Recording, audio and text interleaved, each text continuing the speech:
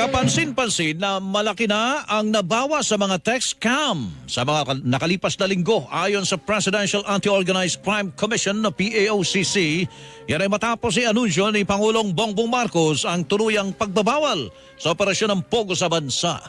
Magmula po ng bina ng Presidente, laki ng binagsak po ng mga na-receive natin mga text scams. Ang tinig ni Dr. Winston John Casio, tagapagsalita ng Presidential Anti-Organized Crime Commission.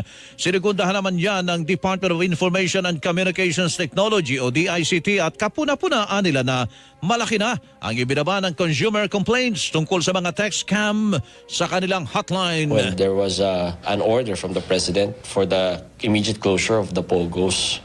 Malaki rin ho talaga yung binaba doon sa consumer complaints. Sa tahimik yung mga phones natin for yung mga scam na promos, yung mga iba't ibang uri ng scams ho natin. Ang tinig ni Information and Communications Technology Assistant Secretary